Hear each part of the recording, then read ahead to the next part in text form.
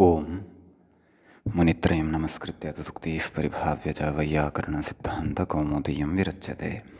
नमः सर्वेभ्यः श्रोतृभ्यः। अस्माभिः गतपाठे यद्यत् पठितं तद् एकवारं स्मरामः। वयं वैयाकरणसिद्धान्तकौमुदी इत्याख्यस्य ग्रन्थस्य अच्सन्धिप्रकरणे भवामः। अस्य प्रकरणस्य त्रयोदशः पाठः गतपाठः प्रवृत्तः। तस्मिन् पाठे वयं नपदान्तद्विर्वचनवरेयलोपस्वरसवर्णानुस्वारदीर्घजश्चरविधिषु इति सूत्रमादाय चिन्तनं कृतवन्तः। तत्सूत्रं प्रचलति।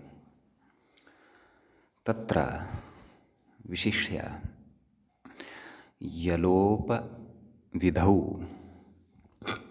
परनिमित्तः अजादेशः न स्थानिवत् इति अस्माभिः यद् उदाहरणं विगतपाठे साधितं यातिः इति, तत्र तादृश एव यलोपविधिम् आशङ्क्य तत्र वायवोः इत्यस्मिन् प्रयोगे परनिमित्तः अजादेशः नाम वायु ओस् इत्यवस्थायां तत्र यकारोत्तरवर्ती यः उकारः तस्य स्थाने यणादेशेन प्राप्तः यः वकारः सः वकारः स्थानिवत् स्यात् पूर्वत्वेन दृष्टस्य विधौ कर्तव्ये, अर्थात् यलोपे कर्तव्ये। परन्तु यलोपः नापेक्षितः। यलोपः यदि स्यात् तर्हि वावोः इति अनिष्टः प्रयोगः स्यात्। तत्र तस्य वारणाय तत्र एकं वार्तिकं भाष्ये उक्तं वार्तिकम् अस्माभिः तत्र स्मृतं।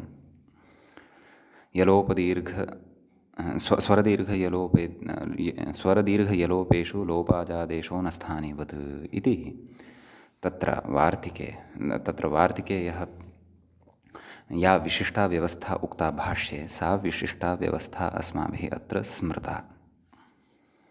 एवञ्च नाम यलोपे कर्तव्ये तत्रैव आदेशः स्थानिवत् न, यत्र आदेशः लोपरूपः। लोपरूपः यत्र आदेशः नास्ति तत्र तु परनिमित्तः अजादेशः स्थानिवत् भवत्येव, तस्य निषेधः न भवति इत्यर्थः। अतः वयं पश्यामः वायवोः इत्यत्र यः आदेशः वर्तते सः आदेशः लोपरूपः नास्ति, अपि तु वकाररूपः वर्तते। यतः उ इत्यस्य स्थाने व इति वर्णः तत्र आगतः वर्तते। अतः तत्र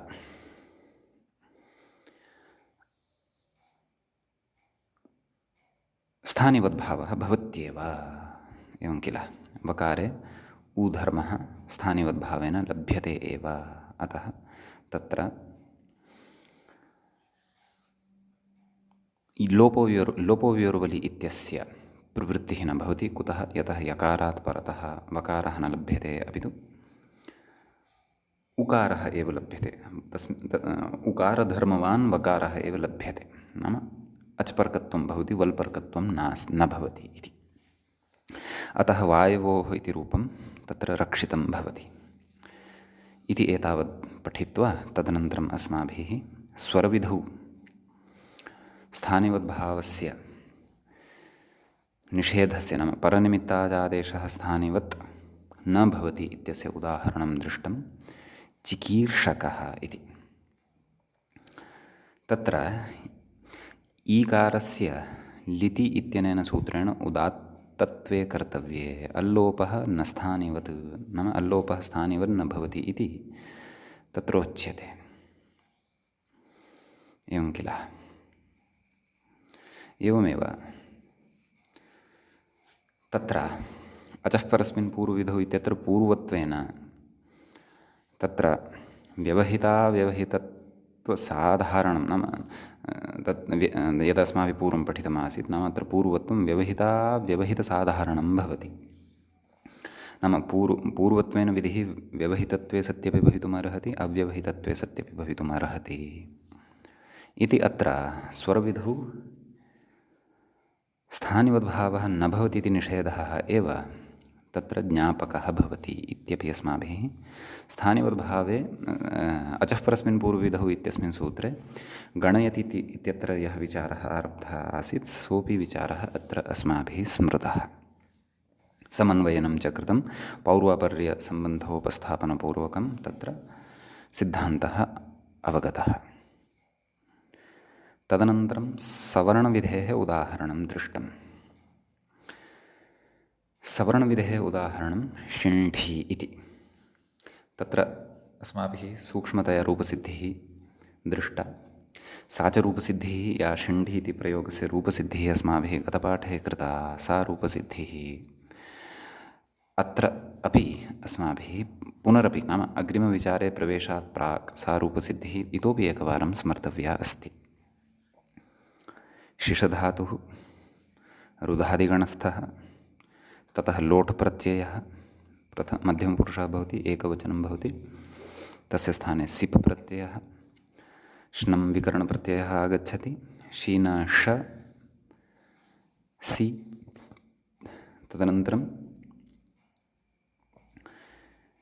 शिनष सि इत्यवस्थायां सि स्थाने हित्वं भवति, शिनष हि, ततः हि इत्यस्य धी भवति, शिनषधि, तदनन्तरं ष्टुत्वं शस्य जष्ट्वेन डकारः, पुनः शीनाढि इति स्थितिः लभ्यते। तदनन्तरं श्नसोरल्लोपः इत्यनेन श्नमः यः न इति लब्धः तस्य तत्र नकारोत्तरवर्ती यः अकारः तस्य लोपः विधीयते। एवञ्च तत्र शि न डढि इति लभ्यते। तत्र नश्चापदान्तस्य झलि इत्यनेन नकारस्य अनुस्वारः विधीयते। अनुस्वारस्य यै इति ततः नाम अनुस्वारस्य यै परसवर्णः इत्यनेन तस्य परसवर्णत्वेन णकारः लभ्यते। षीणण्डढि इति रूपं सिद्धं भवति। तत्र उक्तं यत् अत्र परसवर्णे कर्तव्ये अल्लोपो न स्थानिवत् इति किल। नाम परसवर्णे कर्तव्ये नाम णकारस्य परसवर्णत्वेन णकारः कर्तव्यः इति कृत्वा अल्लोपः अत्र स्थानिवन्न भवति। यतः अकारः यदि मध्ये आगतः तर्हि परत्वात् यै प्रत्याहारस्थः वर्णः डकारः न लभ्येत, यस्मात् अनुस्वारस्य परसवर्णः एव न स्यात्, येन शिण्ढी इति प्रयोगः न सिद्ध्येत्।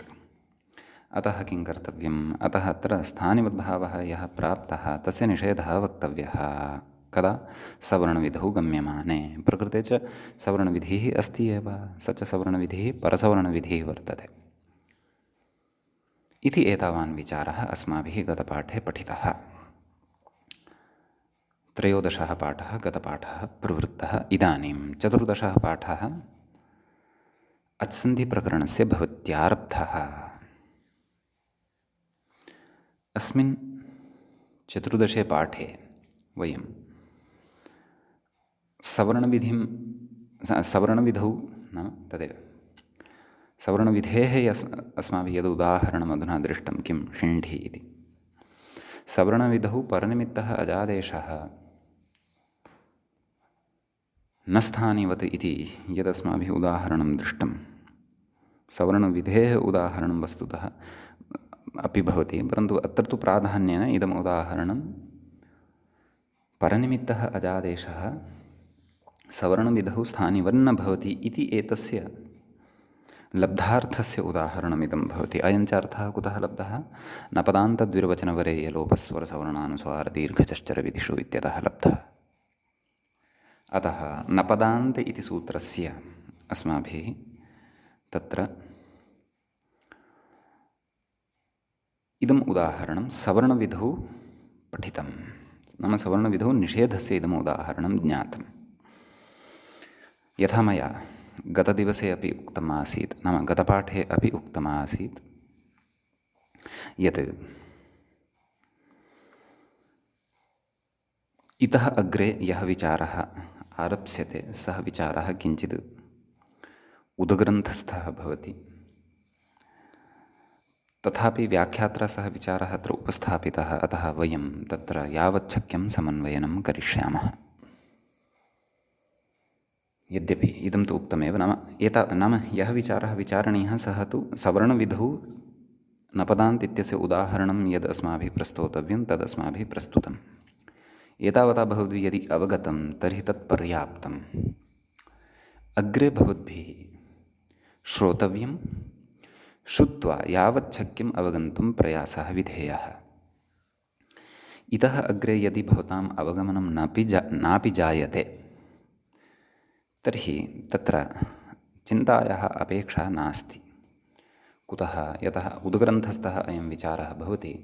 कालानन्तरे यदि एतत् सम्बद्धविचारस्य अपेक्षा भविष्यति तर्हि तत्र स्वतः स्पष्टता भविष्यति।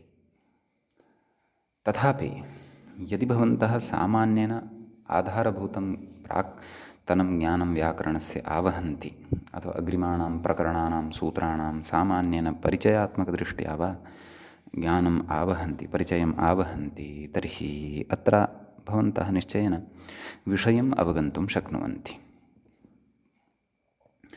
परन्तु कदाचित् इतः अग्रिमासु पङ्क्तिषु अवगमनं नापि स्यात् तर्हि तत्र चिन्तायाः विषयः नास्ति। यतः अयं विषयः सद्यः अत्र मूलेनोक्तः, परन्तु मूलसम्बद्धः वर्तते इति तु सत्यम् अस्ति। अस्तु, प्रविशामः अग्रिमविचारं प्रति। किमुक्तम् अग्रे कथयन्नस्ति। ह्यस्तनपाठे अन्तिमा पङ्क्तिः का पठिता आसीत्? तदेव, अत्र परसवर्णे कर्तव्ये अल्लोपो न स्थानिवत् इति पठिता आसीत्। इदानीम् अग्रे कथयति, वस्तुतस्तु सवर्णविधौ नेदम् उदाहरणम् इति कथयति। नाम सवर्णविधौ इदम् उदाहरणमेव न भवति वस्तुतः। किम्? एतत् शिण्ढि इति यदस्माभिः साधितं तत् सवर्णविधौ उदाहरणमेव न भवति इति उच्यते। कुतः न भवति? तत्र जागरूकतया अस्माभिः अग्रे श्रोतव्यम्। अपि च सवर्णविधौ इदम् उदाहरणं कुतः न भवति इति स्पष्टता तदा एव भविष्यति यदि एतावता शिण्ढि इत्यस्य यः प्रयोगः, शिण्ढि इति प्रयोगः यः अस्माभिः साधितः, नाम तत्र या अस्माभिः प्रक्रिया दृष्टा, अपि च नपदान्त इति सूत्रस्य प्रवृत्तिः तत्र कथं कथं कृता इति सर्वोऽपि विषयः यदि स्पष्टः वर्तते ततः परमेव अग्रे इदम् उदाहरणं कुतः न युज्यते इति विषयस्य स्पष्टता भविष्यति, अन्यथा न। समीचीनम्। अस्तु, कथयति, श्नमकारस्य लोपोऽत्र अजादेशः। श्नमकारः नाम श्नमः अकारः, श्नमकारः षष्ठीतत्पुरुषसमासो वर्तते। श्नमकारस्य इति छेदः न कर्तव्यः तत्र। श्नम् अकारस्य एवं रीत्या, अर्थात् समासः वर्तते तत्र। श्नमः अकारः, श्नमकारः, तस्य, श्नमकारस्य इति, एवं किल?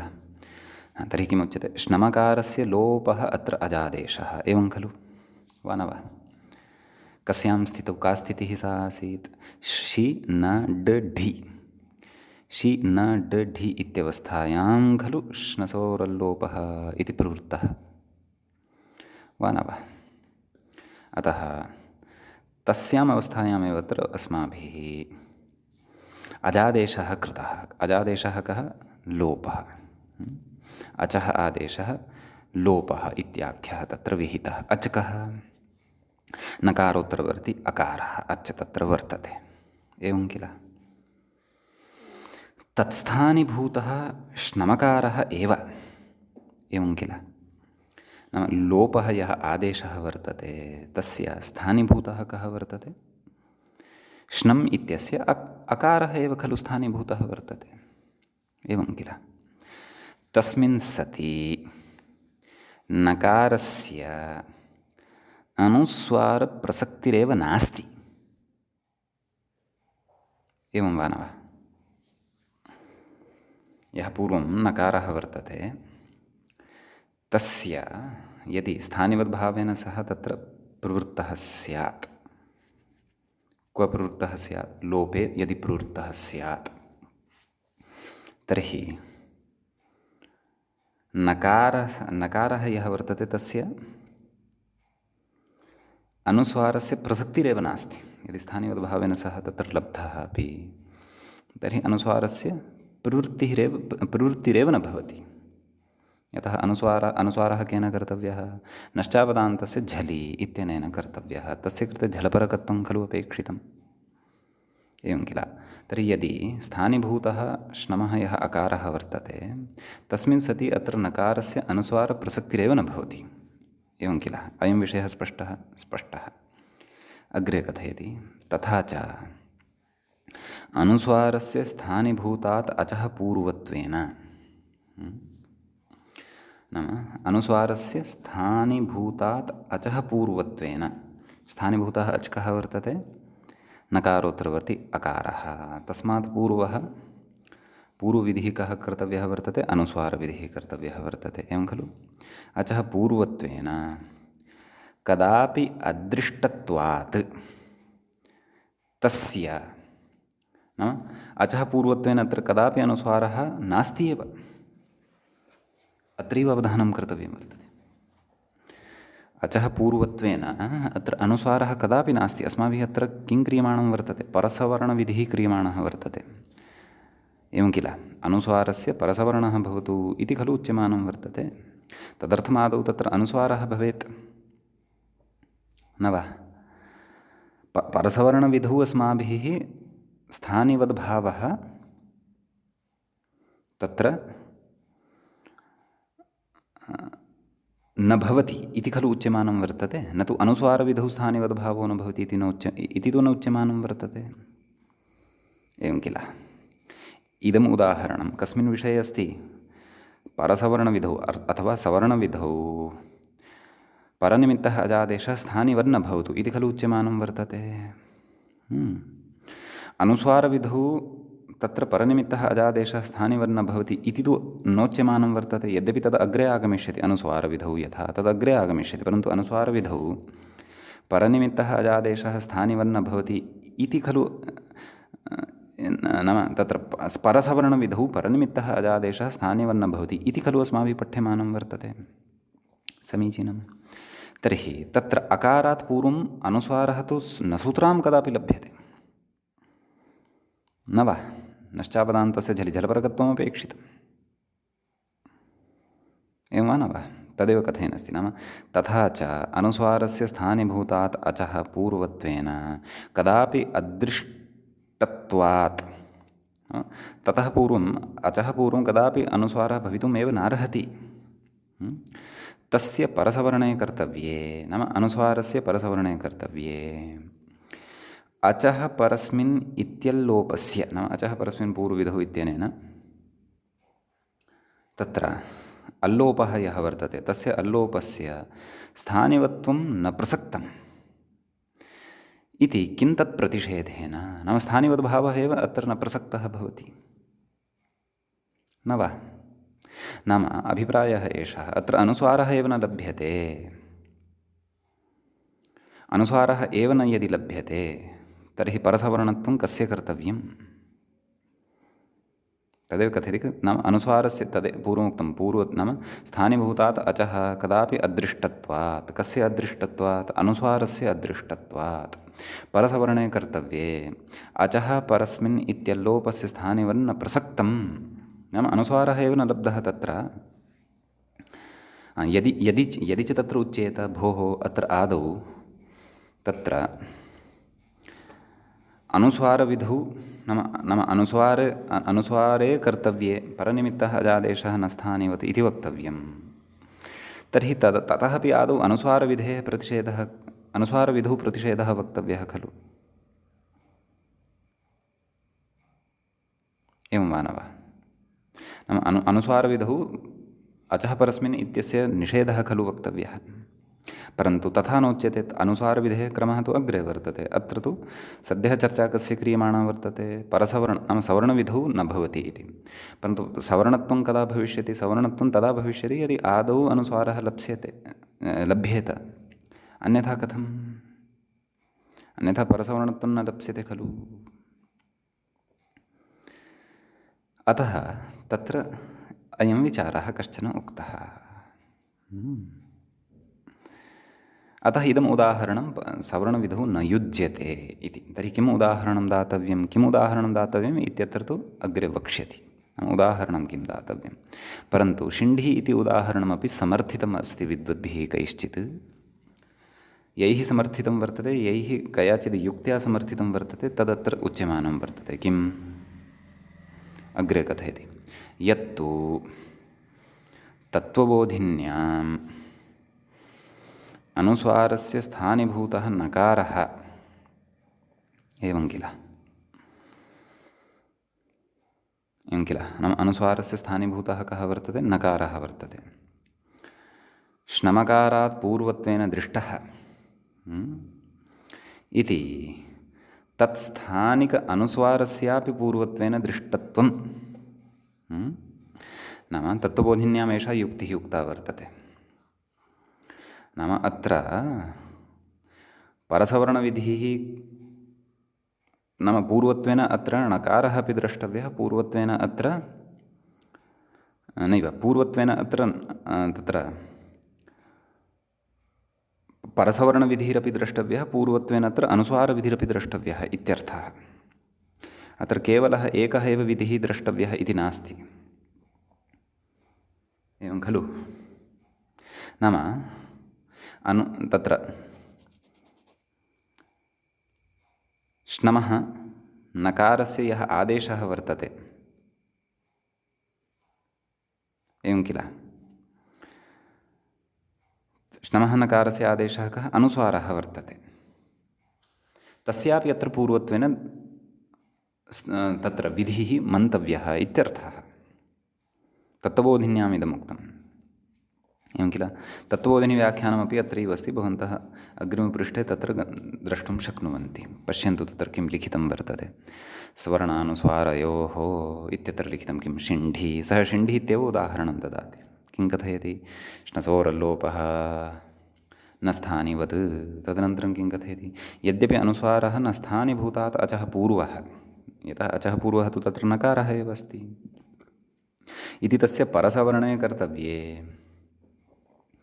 अल्लोपस्य स्थानिवत्वप्रसङ्गः एव नास्ति, एवं किल।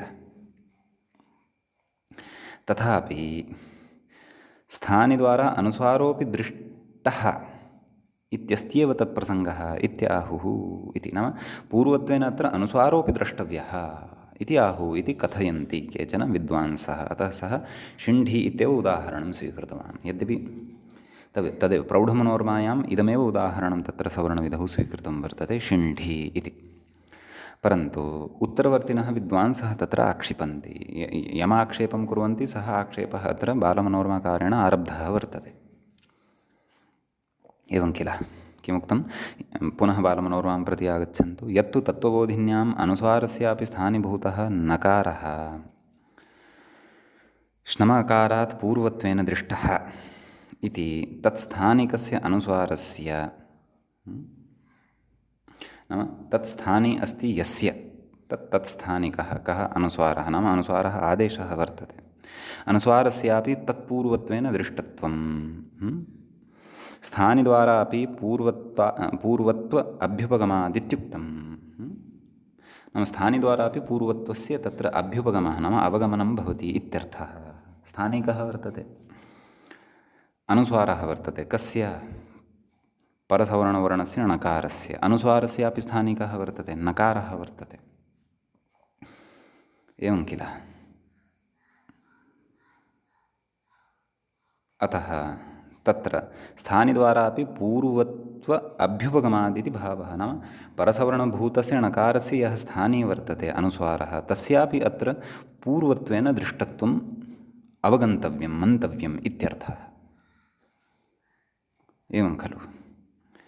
तर्हि एवं यदि नाम परसवर्णत्वेन विधातव्यः यः अत्र वर्तते णकारः तस्मात् पूर्वत्वेन विद्यमानस्य यदि पूर्वत्वम् अङ्गीक्रियेत तर्हि तितापयति इति प्रयोगे पुगागमः न स्यात् यदि अयं सिद्धान्तः अत्र स्वीकृतः स्यात्। अतः तथा वक्तुं न शक्यते यत् अत्र परसवर्णवर्णः यः वर्तते तस्यापि स्थानीभूतः यः वर्तते अनुस्वारादिः अथवा अनुस्वारस्यापि यः वर्तते नकारः नकारस्य अनुस्वार विधिरपि तत्र पूर्वत्वेन दृष्टः वर्तते न तु केवलः तत्र परसवर्णविधिः एव पूर्वत्वेन दृश्यते परसवर्णस्य अपि स्थानीभूतः यः विधिः वर्तते अनुस्वाराख्यः सोऽपि अत्र पूर्वत्वेन दृष्टः भवति इति यदि उच्यते तर्हि तादृशसिद्धान्ते स्वीकारे तितापयति इत्यादौ दोषः भवति। तर्हि तितापयति इत्यादौ कः दोषः भवति तदग्रे उच्यते। परन्तु इतः अग्रिमः अपि विचारः तदा स्पष्टः भवति यदि इतः प्राक्तनः कृतः विचारः स्पष्टः स्यात्। अतः यावच्छक्यं शृण्वन्तु यावच्छक्यं तस्य अवधारणाय प्रयासं कुर्वन्तु अन्यथा श्रवणं सद्यः पर्याप्तम्। तदेव कथयति किं कथयति एवं सति नाम स्थानीभूतात् अचः पूर्वत्वेन यः विधिः कर्तव्यः तस्य विधेः अपि यः स्थाने वर्तते तस्य स्थानिनः अपि अत्र पूर्वत्वविधित्वेन परिगणनं यदि स्यात् परिगणने सति तदेव उक्तवान् एवं सति तितौम् आचष्टे तितापयति तितौम् आचष्टे तितौ शोधनाय तत्र चालनी विशेषः येन वयं पिष्टस्य शोधनं कुर्मः तत् तितौ इत्युच्यते। तर्हि किमुच्यते तितौम् आचष्टे तितापयति इति प्रयोगः साधनीयः इत्यत्र पुगागमः न स्यात् इत्युच्यते। एवं किल तर्हि तत्र कथयति प्रक्रियां दर्शयति प्रक्रिया कथमस्ति चेत् तत्करोति तदाचष्टे इति णिच् एवं किल अग्रे इदं पठिष्यते अस्माभिः वार्तिकं तत्करोति तदाचष्टे नाम तत्करोति तत् आचष्टे इत्यस्मिन् अर्थे तत्र नामशब्दात् णिच् प्रत्ययः भवति एवं खलु का स्थितिः जायते तितौ णिच् तितौ इ णिच् इति सनादिः यत्र अतः सनाद्यन्तत्वात् धातुसंज्ञापि भवति।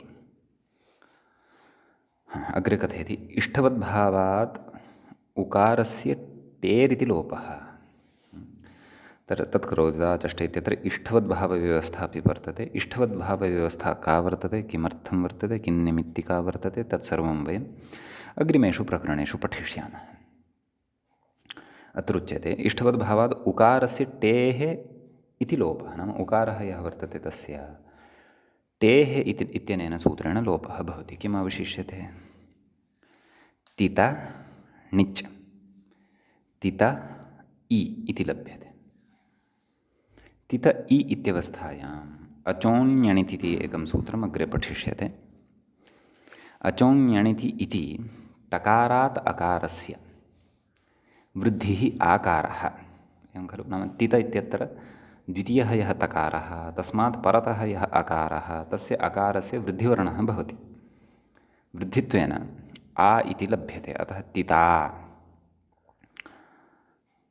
इ इत्यवस्थायां पुगागमः भवति अर्तिः व्रीलीक्ष्णौ ईक्ष्णा यातां पुग्नौ इत्यनेन पुगागमो भवति। तिताप् इ तितापि इति धातुः सिद्धः भवति सनाद्यन्ताधातवः इत्यनेन धातुसंज्ञा भवति इत्युक्तमेव। तितापि इति धातोः कथयति अग्रे लट् तितापि लटः तिप् तितापि ति शप् विकरणप्रत्ययः तितापि अति गुणः नाम तितापि इत्यत्र इणेः गुणः तितापे अति अयादेशः तिताप् अय अति तितापयति इति रूपं सिद्ध्यति। समीचीनम्। अत्र कथयति अत्र अचोण्यणिति इति वृद्ध्या लब्धस्य आकारस्य नाम अत्र यः आकारः लब्धः सः कथं लब्धः यदा वृद्धिः कृता केन कृता अचोण्यणिति इत्यनेन वृद्धिः कृता। लब्धस्य आकारस्य पुगागमे कर्तव्ये एवं किल पुगागमे कर्तव्ये उकारलोपस्य स्थानिवद्भावे सति एवं खलु नाम यः उकारः वर्तते तस्य उकारस्य स्थानिवद्भावः स्यात्। स्थानिवद्भावे सति उकारेण व्यवधानेन नाम उकारेण तत्र व्यवधानं स्यात्।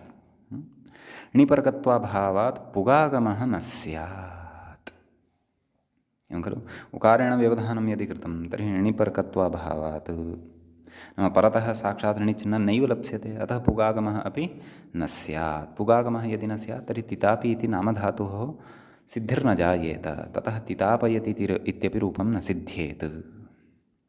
एवं वा न वा? तत्र कथयति आकारस्य लोपस्थानीभूतात् उकारात् एवं खलु आकारस्य लोपस्थानीभूतः कः वर्तते उकारः वर्तते। उकारात् पूर्वत्वस्य स्वतः अभावे अपि एवं किल स्थानिद्वारा सत्वात् इति सिद्धान्तरत्नाकरे दूषितम् एवं खलु किमुक्तम् आकारस्य लोपस्थानीभूतात् उकारात् पूर्वत्वस्य एवं किल तिता प इ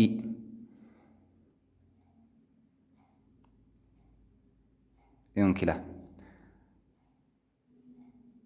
तितापि इति साधितं खलु अतः आकारस्य नाम आकारः यः तत्र वर्तते लोपस्थानीभूतात् उकारात् पूर्वत्वस्य स्वतः अभावेपि नाम यः उकारः वर्तते यदि उकारः तत्र स्थानिवत्वेन यदि परिगण्यते अस्माभिः तर्हि उकारात् पूर्वम् आकारः तु भवितुं नार्हत्येव खलु। उकारस्य तत्र लोपानन्तरम् एव अस्माभिः अचोण्यणिति इत्यनेन वृद्धिः खलु कृता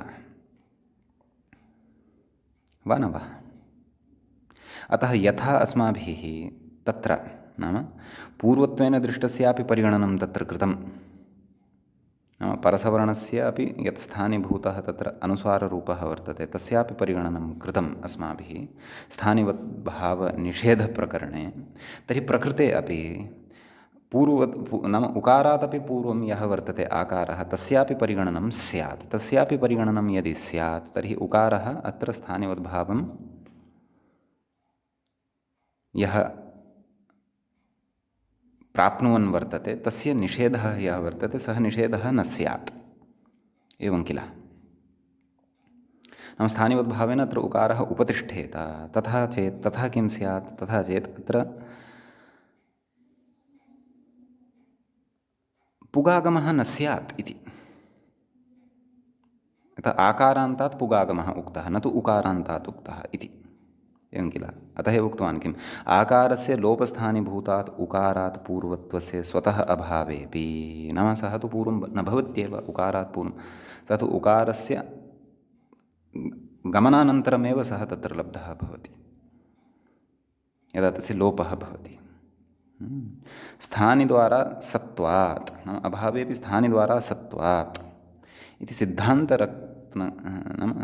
स्थानिद्वारा सत्वा नाम स्थानिद्वारा तस्य सत्वं तत्र लभ्यते यदि स्थानी तत्र लब्धः स्यात् उकाररूपः एवं किल।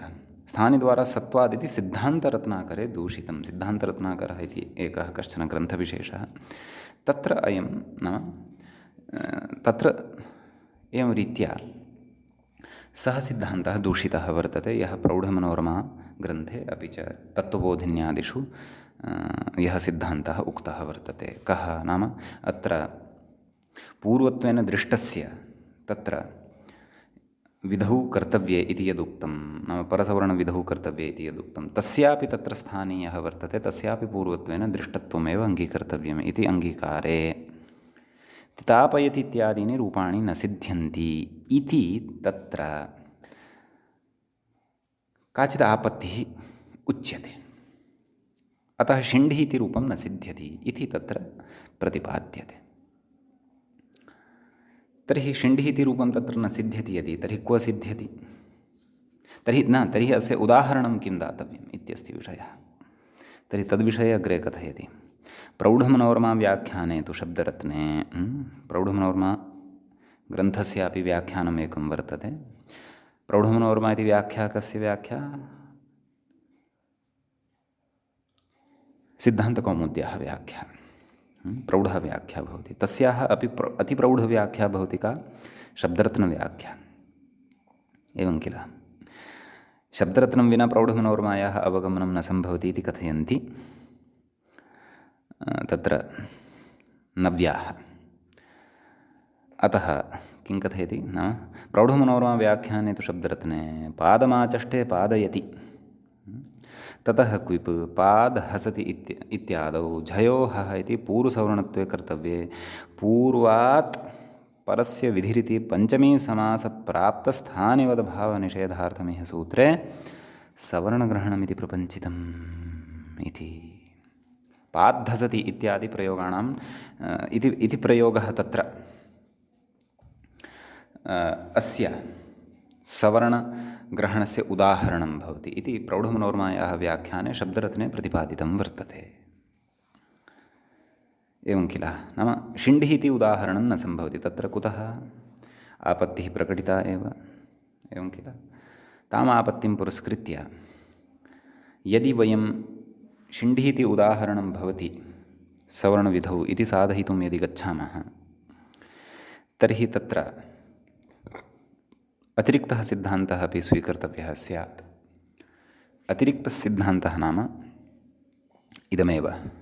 पूर्वत्वेन दृष्टस्य यः विधिः कर्तव्यः वर्तते तस्यापि स्थानीभूतः यः वर्तते तस्यापि विधिः कर्तव्यः स्यात्। परन्तु तथा यदि सिद्धान्तः स्वीकृतः तर्हि तितापयति इत्यादिषु तत्र अव्यवस्था जायते। अतः शिण्ढिः इति उदाहरणं तु न भवति अत्र इत्येव तत्र प्रौढमनोरमा व्याख्याने उक्तं वर्तते। एवं किल? तत्र तु नाम शब्दरत्ने तु उदाहरणान्तरमेव कथितं किं पाद्धसति इत्येव अस्य उदाहरणं भवति इत्येव तत्र चर्चितम् इति अस्माभिः अत्र उद्ग्रन्थानां ये विचाराः सन्ति तेषां विचाराणां परिचयपूर्वकमेव अत्र व्याख्यात्रापि परिचयपूर्वकमेव उच्यमानं वर्तते। यद्यपि शब्दरत्नव्याख्यानं यदि पश्यन्ति भवन्तः तत्र महच्छास्त्रार्थं लप्स्यते। अतः सद्यः अस्माभिः अत्र ये बिन्दवः बुद्धौ स्थापनीयाः ते के? नाम शिण्ढिः इति उदाहरणं दीक्षितमते भवति, यतः तत्तेन प्रौढमनोरमायां शिण्ढिः इत्येव उदाहरणं दत्तं वर्तते। प्राचीने अपि शिण्ढिः एव दत्तं वर्तते काशिकादिषु प्रथमावृत्त्यादिषु ग्रन्थेषु।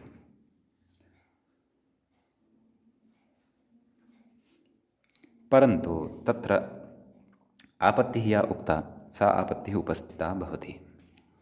तत्र यदि समन्वयनं कर्तुं गच्छामः तर्हि तितापयति इत्यादिरूपं न सिद्ध्यति। एवं किल? एवं तर्हि तितापयति इत्यपि रूपं लब्धं भवतु, अपि च शिण्ढिः इत्यस्य तु तत्र आदौ अनुस्वारविधौ परिगणनं कर्तव्यं, तदनन्तरं परसवर्णविधौ परिगणनं युक्तं स्यात् इति कृत्वा तत्र समन्वयनं कर्तव्यम्। साक्षात् परसवर्णविध्यर्थं शिण्ढिः इति उदाहरणं न युज्यते इत्यर्थः। तर्हि परसवर्णविधौ स्थानिवद्भावस्य निषेधाय किम् उदाहरणं स्वीकर्तव्यम् इति चेत् प्रौढमनोरमा इत्याख्यस्य ग्रन्थस्य शब्दरत्ने तत्र उक्तं यत् अत्र पाद्धसति इति एव उदाहरणं युक्तं वर्तते इति। सवर्णग्रहणस्य तत्र अपेक्षा तत्र विस्तरेण प्रपञ्चिता वर्तते। तच्च अत्र एतेन लाघवेन उक्ता एव वर्तते। नाम पादमाचष्टे पादयति इति। पादशब्दात् क्विप् भवति, पादशब्दस्य लोपः भवति, नाम पादे अन्त्यस्य अकारस्य लोपः भवति, पाद हसति इति भवति। पाद हसति इत्यवस्थायां तत्र झयोः अन्यत्रस्याम् इत्यनेन पूर्वसवर्णे कर्तव्ये, नाम पूर्वसवर्णः कर्तव्यः, नाम तत्र पाद हसति इत्यत्र हकारस्य स्थाने धकारेण भाव्यं पाद्धसति इति रूपं साधनीयं खलु। पूर्वसवर्णे कृते पूर्वस्मात् परस्य विधिरिति एवं खलु। अचः परस्मिन् पूर्वविधौ इति पूर्वविधिः इत्युच्यते, तस्य क्वचित् अर्थः पूर्वस्मात् परस्य विधिः इत्यपि स्वीक्रियते। तच्च अस्माभिः अग्रे शब्दाधिकारे पठिष्यते। अत्र पूर्वत्वेन दृष्टस्य विधिः कर्तव्य इति खलु उच्यते, परन्तु तत्र अयमपि अर्थः स्वीक्रियते, पूर्वस्मात् परस्य विधिः। अतः अस्य विचारस्य पूर्णतया अवगमनाय इतोपि अस्माभिः शब्दाधिकारस्थाः केचन विचाराः ज्ञातव्याः वर्तन्ते। अतः किं कथयति, पूर्वस्मात् परस्य विधिरिति पञ्चमी समासप्राप्तस्थानिवद्भावनिषेधार्थम् इह सूत्रे सवर्णग्रहणमिति प्रपञ्चितं। नाम भवन् सद्यः अत्र वयं बुद्धौ स्थापयामः, नाम पाद्धसति इत्यादिप्रयोगाणां सिद्ध्यर्थं प्रकृतसूत्रे सवर्णग्रहणं कृतं वर्तते इति, पाद्धसति इत्यादिप्रयोगाणां। शिण्डिः इति उदाहरणं न भवति इति तु उक्तमेव। आम्, स्वरविधौ आदौ तत्र निषेधः यदि उच्येत स्थानिवद्भावस्य, तदनन्तरं सवर्णविधौ यदि निषेधः उच्येत तदा तद् उदाहरणं युज्येतापि, परन्तु साक्षात् परसवर्णविधौ अस्य उदाहरणस्य तत्र दानं न युज्यते इति तत्र बहुभिः नाम उद्ग्रन्थानां व्याख्याने, तथा उद्ग्रन्थस्य व्याख्याने प्रौढमनोरमायाः व्याख्याने तथा रीत्या तत्र प्रतिपादितं वर्तते इत्यर्थः। अस्तु, विस्तरेण तु इतोपि परिज्ञानाय शब्दरत्नग्रन्थः उद्घाट्य द्रष्टव्यः। नाम आदौ तु प्रौढमनोरमाग्रन्थः अवगन्तव्यः, तदनन्तरं शब्दरत्नग्रन्थः उद्घाट्य द्रष्टव्यः इति। सद्यः तु वयम् अत्र नाम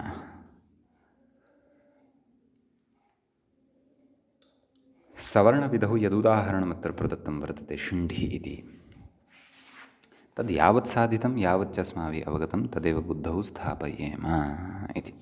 नाम यत्र व्याख्यात्रा विचारः आरब्धः आसीत्, वस्तुतस्तु सवर्णविधौ नेदमुदाहरणं, ततः पूर्वं वयं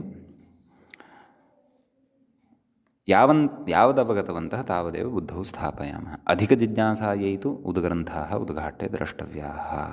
आम्, सद्यः अत्र प्रौढमनोरमायाः शब्दरत्नव्याख्याने पाद्धसति इति उदाहरणं यदुक्तं, तस्य पूर्णतया यदि अवगमनाय अहम् आरभे अथवा बोधनाय आरभे, तर्हि प्रौढमनोरमाग्रन्थस्य विशालः विषयः, तस्य च व्याख्यानस्य शब्दरत्नाख्यस्य व्याख्यानस्य च विषयविस्तारः अत्र भविष्यति। अतः विस्तरेण अत्र नोच्यते, एतावदेव उक्त्वा इतः अग्रे प्रस्थानं क्रियते। एवञ्च सवर्णविधौ तत्र परनिमित्तः अजादेशः स्थानिवत् न भवति इत्यस्य अस्माभिः उदाहरणं दृष्टम्। इदानीं वयम् अग्रे गच्छामः। अग्रे अस्ति अनुस्वारविधौ यथा शिंशन्ति इति उदाहरणं। तस्य रूपसिद्धिः आदौ द्रष्टव्या। अस्माभिः गतपाठे क्षन्तव्यः, तत्र सवर्णविधौ उदाहरणं साधितं खलु, सत्यं गतपाठे एव साधितम्, अस्मिन् पाठेऽपि तस्य प्रक्रिया स्मृता। किं तद् शिण्ढि इति।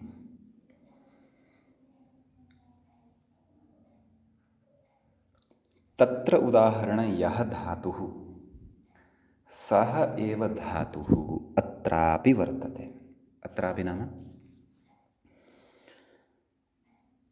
शिंशन्ति इति प्रयोगे अपि तत्र लोटलकारः अत्र लट्लकारः इत्येतावानेव भेदः। लट्लकारस्य प्रथमपुरुषे अत्र रूपाणि कथं भवन्ति, शिनष्टि, शिंष्टः, शिंशन्ति इति।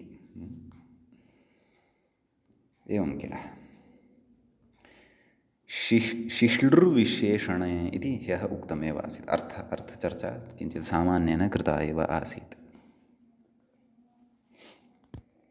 अतः अत्र शिंशन्ति इति रूपं साधनीयं।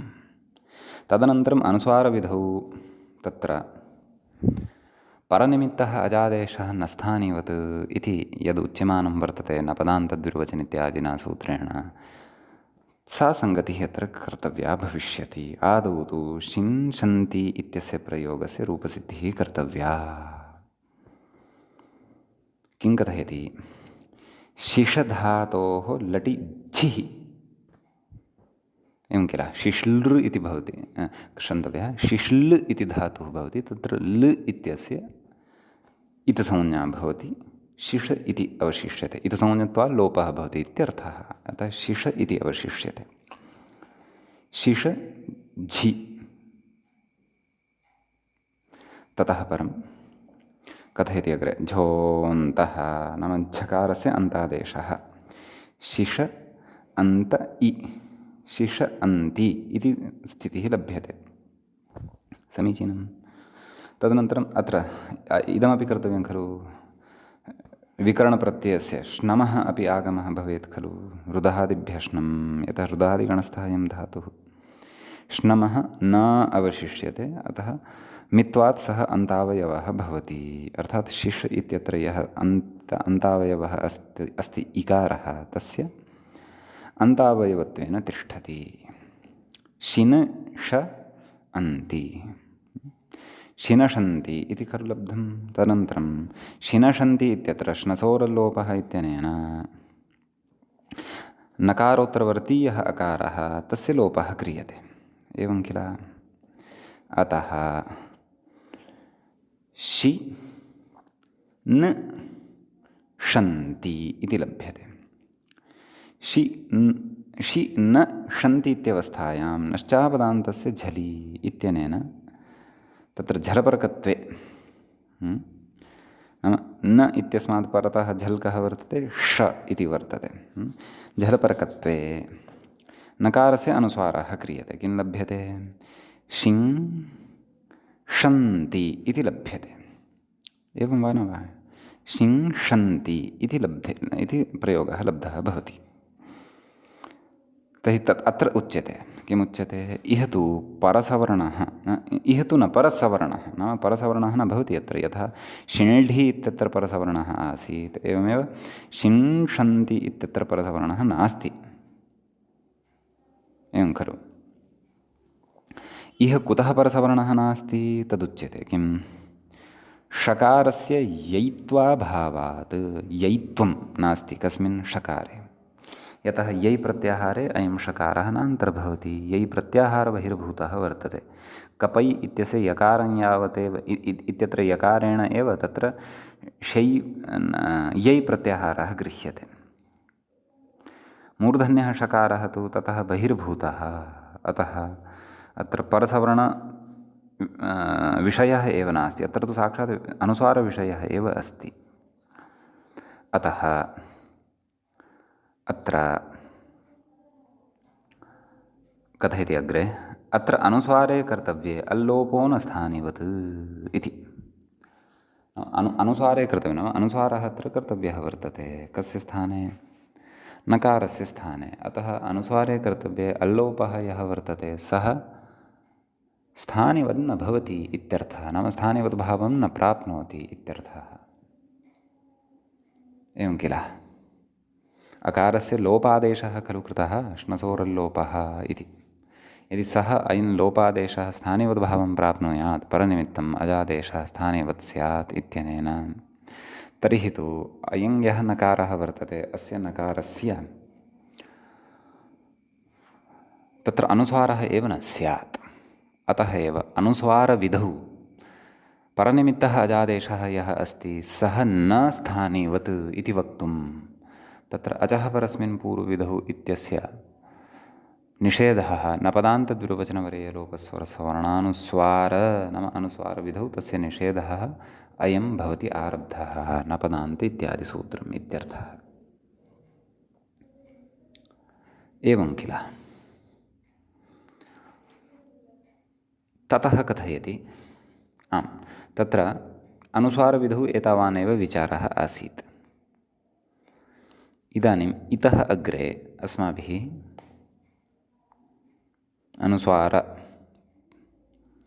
अनुस्वारानन्तरं कः विधिः पठितः सूत्रे इति चेत् दीर्घविधिः पठितः, एवं खलु? न पदान्तद्विर्वचनवरेयलोपस्वरसवर्णानुस्वारदीर्घ इति। तर्हि दीर्घविधौ उदाहरणं वयम् अधुना द्रक्ष्यामः। तत्रोक्तं किम्? अत्र दीर्घविधौ यथा प्रतिदीव्ना इति उदाहरणमुक्तं। समीचीनं। प्रतिदीव्ना इति उदाहरणं साधनीयं वर्तते। तत्र मूलशब्दः कः भवति चेत् प्रतिदिवन्। मूलशब्दः कः? प्रतिदिवन् इति भवति। प्रतिदिवन् इत्यस्मात् शब्दात् तृतीयाविभक्तेः एकवचने टा इति प्रत्ययः क्रियते। एवं किल? का स्थितिः जायते? प्रतिदिवन् आ इति स्थितिः भवति। एवं खलु? अपि च वयं किं पठन्तः स्मः? अत्र दीर्घविधौ अचः परस्मिन् पूर्वविधौ इति न भवति इत्यर्थः। अतः दिवन् आ इति स्थितिः जाता। दिवन् आ इत्यवस्थायां तत्र सूत्रम् अल्लोपो नः इति। अनः उपधायाः यः अकारः अथवा अन्नन्तस्य उपधायाः यः अकारः तस्य लोपः भवति इति अल्लोपो नः इत्यनेन उच्यते। एवं किल? ततः प्रतिदिवन् आ इत्यवस्थायाम् अन्नन्तं किं वर्तते इति चेत् प्रतिदिवन् इति वर्तते। तस्य उपधावर्णः कः वर्तते इति चेत् अकारः वर्तते, नाम वकारोत्तरवर्ती अकारः वर्तते। एवं खलु? तस्य लोपः कृतः। अवधानं कर्तव्यं, कस्य लोपः कृतः इति चेत् वकारोत्तरवर्ती, नाम प्रतिदिवन् इत्यत्र वकारोत्तरवर्ती यः अकारः वर्तते तस्य लोपः कृतः। का स्थितिः जाता? प्रतिदिव्न् आ, नाम वकारः अपि तत्र अर्धः एव अवशिष्टः। प्रतिदिव्न् आ इति स्थितिः लब्धा। एवं खलु? प्रतिदिव्न् आ इत्यवस्थायाम् अत्र हलिच इत्यनेन तत्र दीर्घो विधीयते। हलिच इत्यस्य सूत्रस्य अर्थः कः इति चेत् तदेकवारम् अस्माभिः अस्ति द्रष्टव्यं। तत्र किञ्चित् चिन्तनं नूनमेव कर्तव्यं स्यात्, अन्यथा अत्रत्यः सिद्धान्तः स्फुटो न भवति। एवं किल? किं कथयति चेत् हलिपरतः रेफवकारान्तस्य धातोः उपधायाः दीर्घः स्यात् इति। नाम हल्वर्णः यदा परतः भवति तदा रेफान्तः यः धातुः अथवा वकारान्तः यः धातुः तस्य धातोः उपधावर्णः यः वर्तते तस्य उपधावर्णस्य इकः दीर्घो भवति इत्युच्यते। अत्र अस्माभिः मूलस्थितिः का स्वीकृता वर्तते? प्रतिदिवन् इति। तत्र दिव् इति धातोः औणादिकः कश्चन तिकिन् इत्यादि प्रत्ययः भवति। तत् प्रत्यययोजनेन दिवन् इति मूलशब्दः सिद्धः भवति। एवं खलु? अतः अत्र मूलशब्दः वर्तते दिवन्। तत्रापि मूलावस्थां प्रति गच्छामः यदि अत्र मूलावस्थायाम् अत्र धातुः स्वीक्रियते। मूलधातुः वर्तते अत्र दिव्, यस्मात् औणादिकः प्रत्ययः क्रियते, यस्य अन् इति अवशिष्यते। अतः एव तत्र दिवन् इति श्रूयते। अतः प्रतिदिवन् इति रूपं तत्र पुरतः अस्माकं सविधे लभ्यते। एवं खलु? इदानीं हलिच इत्यनेन किमुक्तं तत् अस्ति द्रष्टव्यं। पश्यन्तु, हलिपरतः रेफवकारान्तस्य धातोः, नाम अत्र मूले धातुः आसीत् एषः। दिवन् इत्यत्र यः दिव् वर्तते सः धातुः वर्तते। दिवुक्रीडा विजिगीषा इत्यादिषु अर्थेषु कश्चन सः धातुः वर्तते। अतः दिव् इति धातोः परतः अत्र कः वर्तते? हल् वर्तते। कः अस्ति सः? नकारः वर्तते। मूलतः शब्दः कः स्वीकृतः अस्माभिः? अत्र औणादिकप्रत्ययसहितः दिवन् इति शब्दः। एवं खलु? तदनन्तरं अत्र अल्लोपोनः इत्यनेन उपधालोपः कृतः, नाम वकारोत्तरवर्ती यः अकारः वर्तते तस्य लोपः जातः। किम् अवशिष्टं? प्रतिदिव् न, प्रति इति उपसर्गः अपि स्वीकर्तव्यः आरम्भे। प्रतिदिव् न, प्रतिदिव् न इत्यत्र हलिच इत्यस्य प्रवृत्तिः, नाम हलिपरतः, नाम नकारः हल् रूपः परतः अस्ति। धातोः उपधा या वर्तते अथवा उपधावर्णः यः वर्तते, वयं पश्यामः दिवन् इत्यस्मिन् शब्दे यः प्रयुक्तः धातुः दिव् इति, तस्य हलिपरतः तस्य उपधावर्णः भवति कः? दकारोत्तरवर्ती इकारः। इ वर्णः उपधावर्णः भवति, तस्य दीर्घः भवति केन? तत्र हलिच इत्यनेन। अतः प्रतिदीवन् इति प्रतिदीवुन इति तत्र उदाहरणं सिद्धं भवति। एवं वा न वा? तर्हि प्रतिदीवुन इति उदाहरणं तु न, प्रातिपदिकं सिद्धं भवति। प्रतिदीवुन इत्यस्मात् तृतीयाविभक्तेः एकवचने टा इति प्रत्ययः आयाति, तस्य आ इति अवशिष्यते। अतः प्रतिदीव्न आ मेलनेन प्रतिदीव्ना इति रूपं सिद्धं भवति इति। तर्हि अत्र अस्माभिः अवधानं किं कृतम् अथवा किं कर्तव्यम् इति चेत्, प्रकृते लोपः कृतः वर्तते कस्य? दिवन्। प्रतिदिवन् इत्यस्मिन् दिवन् इत्यत्र वकारोत्तरवर्ती यः अकारः वर्तते तस्य लोपः कृतः वर्तते। केन कृतः वर्तते? तत् अल्लोपोनः इत्यनेन एकेन सूत्रेण कृतः वर्तते सः लोपः। तर्हि लोपः अत्र वर्तते आदेशः, स्थाने वर्तते अत्र अकारः इति, एवं किल? अतः परनिमित्तः अजादेशः स्थानेवत् स्यात् इति अत्र प्रवर्तेत। क्व?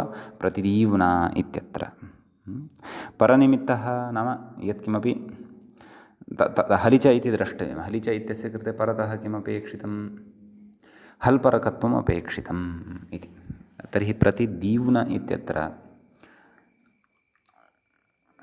नाम यः वकारः वर्तते परतः तस्य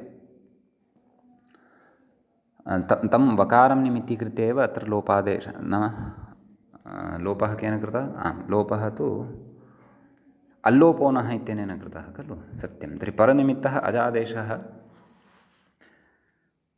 स्थानिवत् स्यात्। अल्लोपोनः एतदनन्तरं तु हलिच इत्यनेन दीर्घः कृतः, सत्यम्, अस्तु। तर्हि अल्लोपोनः इत्यस्य अपेक्षा का वर्तते? सा अपेक्षा द्रष्टव्या। अल्लोपोनः इत्यस्य अपेक्षा वर्तते